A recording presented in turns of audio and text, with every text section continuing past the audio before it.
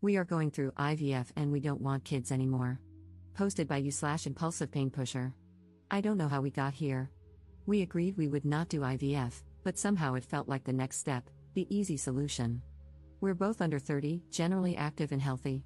We never thought we would be in the 2% of cases where IVF doesn't work. There is something about having so much time to think about having children. It's strange how other people can decide they want to bring life into the world and simply do it. We have watched our friends and family go through very difficult times with their children and love them with everything in them. They ask us if we want to take them home and, in the same breath, tell us it's the best thing that's ever happened to them. I have always imagined my life full of children, but when I couldn't conceive naturally, I hoped for just one. While I watched people spank, yell at, and harshly discipline their children, people I never would have thought capable of doing those things, I wondered, would I turn into that? A lot of these people are shells of themselves. I have found myself wondering if that's even what I want for me.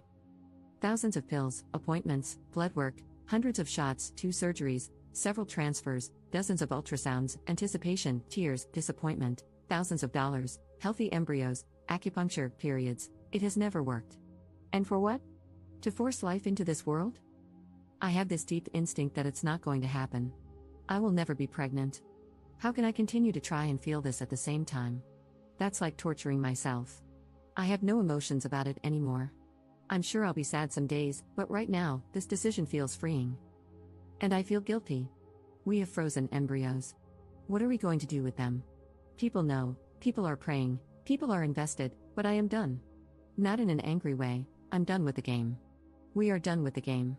The game of the doctors, the game of pretending like this is exciting. I don't want to try so hard for a child who ultimately might not want to be born, just for the sake of ourselves.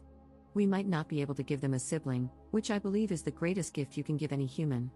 It feels selfish, it feels wrong. It's ruining me. It's ruining us. What will be, will be. Commenter.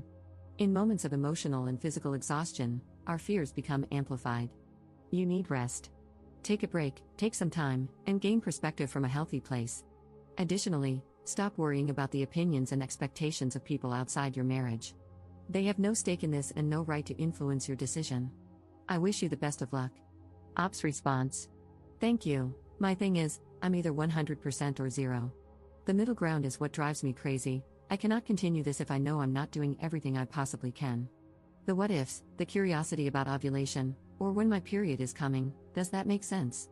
I don't even know if it sounds insane. For example, I've switched my cooking utensils and pans, household products, hair products, we use local soap and makeup. I don't wear jewelry, and I stopped dyeing my hair, no perfume. We eat clean and local. I don't wear workout clothes unless they're 100% cotton or linen. I quit vaping, marijuana, and drinking. I work out, hike, kayak, go fishing, and walk every single day. I'm the healthiest I've ever been in my life. I feel good about this, but still, no child. It wasn't for nothing, but it wasn't enough for a pregnancy. I want to go back to a normal view on these things, not an obsession. I want my life back. Commenter. How is having a sibling the greatest gift you can give a person? I wish I had no siblings. It has literally only made my life harder. I'm sorry you're going through this, it sucks. Ops response. Siblings are all I have from narcissistic parents. They are the only people who fully understand the abuse, just my personal opinion. I would feel guilty for not being able to provide a sibling. That's just me. Update 6 months later. Following up 6 months later on our decision to stop fertility treatment due to new thoughts about producing offspring. We both started a new diet and exercise routine, and we both lost 25 pounds.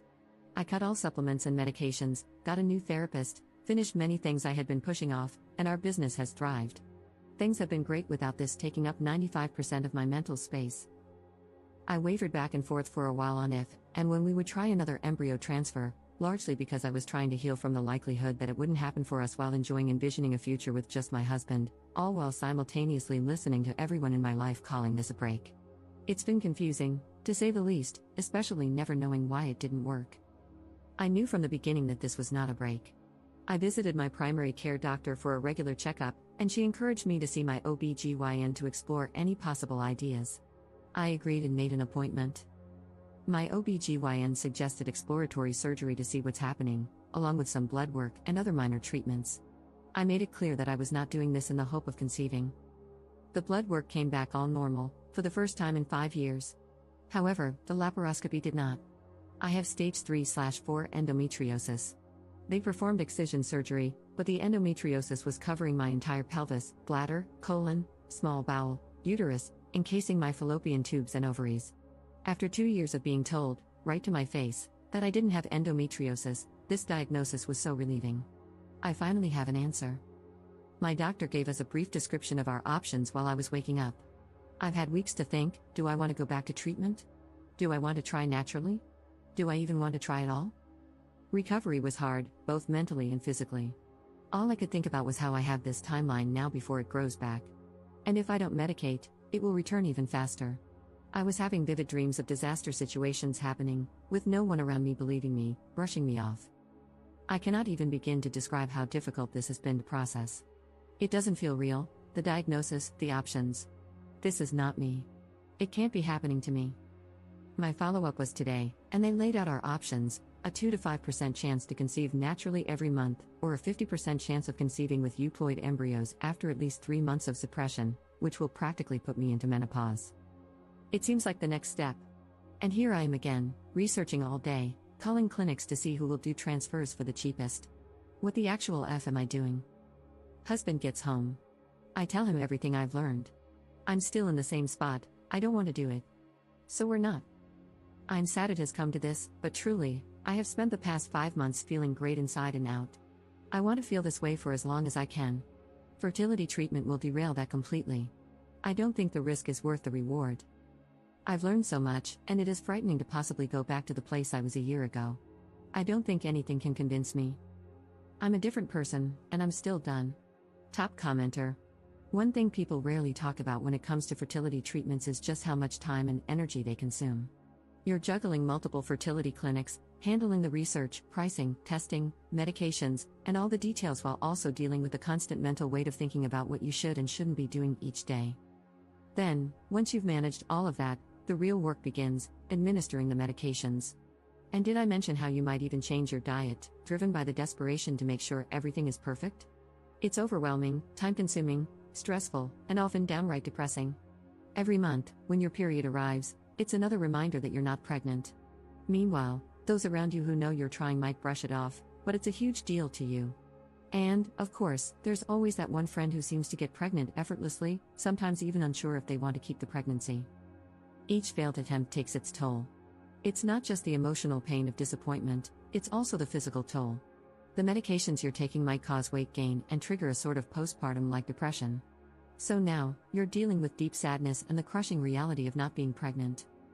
I completely understand why, after all of this, you might not want to go back to trying. It's been over 10 years since we first started, and the only thing that's helped me is focusing on doing my best every day at finding joy in life. 6 years of trying was incredibly tough.